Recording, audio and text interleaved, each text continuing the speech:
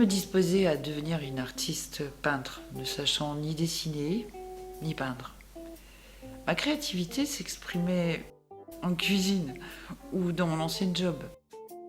L'aventure en fait a démarré en 92 en Afrique, lieu de résidence de l'époque, en sollicitant notre fils à son éveil artistique. J'ai fini son dessin à l'intuition. J'ai ainsi barbouillé, réessayé en utilisant la gouache, l'aquarelle, puis je suis venue à l'huile.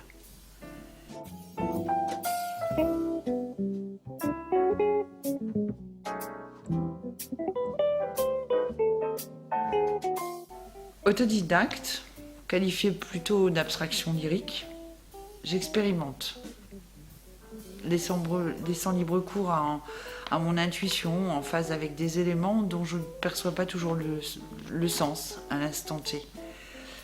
Si elle se révèle traductrice de mes émotions intenses, elle est surtout, me concernant, un vecteur d'expression libre, pas toujours maîtrisé. Je me laisse porter, accompagnée d'un univers musical qui est nécessaire à ma création.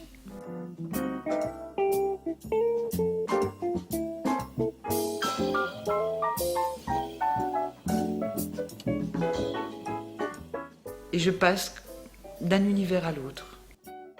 C'est ainsi que dans un tout autre style, j'ai créé des toiles-robes, une hommage à la féminité, sensibilisée par le cancer du sein.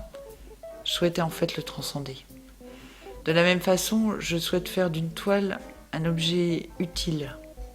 Parce que je trouve que la frontière entre le designer et l'artiste n'est pas si éloignée. En fait, c'est une autre façon pour moi de me tourner vers un ancrage.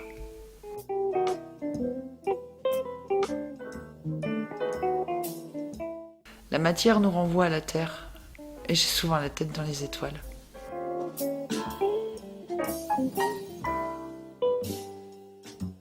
Le bleu est néanmoins ma couleur phare. Je m'y ressource.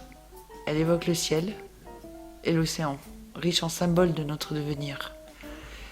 Je crois vraiment en ces forces qui vont générer l'énergie de demain.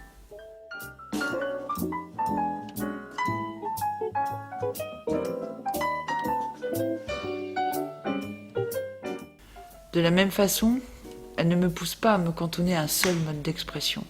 J'aime la matière.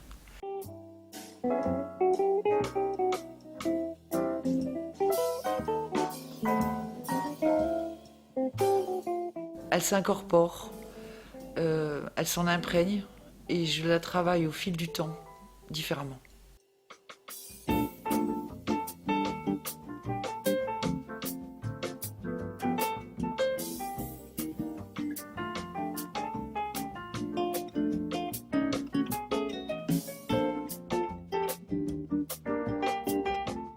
Ces phases d'expérimentation me laissent parfois dubitative et perplexe.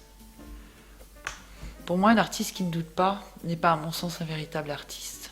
D'où la complexité parfois de mettre son travail en exergue.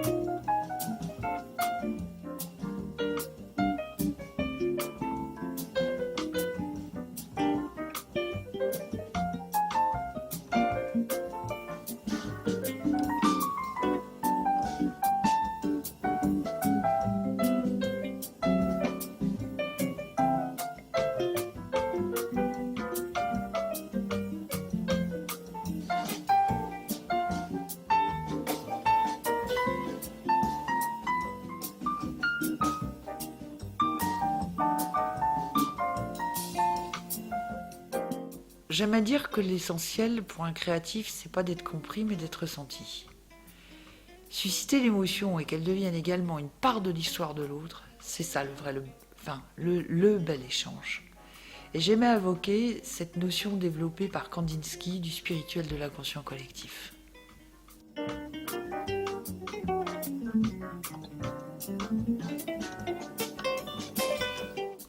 Alors certaines personnes, professionnelles ou pas, me disent que j'ai une peinture vibratoire.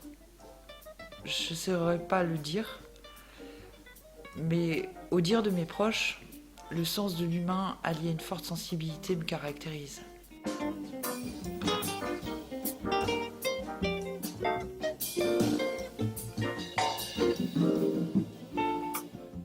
Parfois, d'autres personnes peuvent voir d'autres choses dans mes œuvres que ce que je laisse entreapercevoir.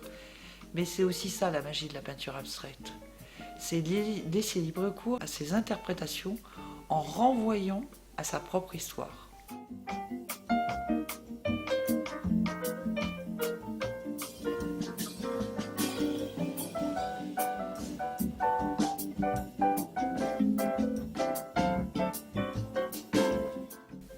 Alors comment je m'organise ? Le matin c'est créatif, l'après-midi c'est la peinture. Un créatif aujourd'hui multitâche.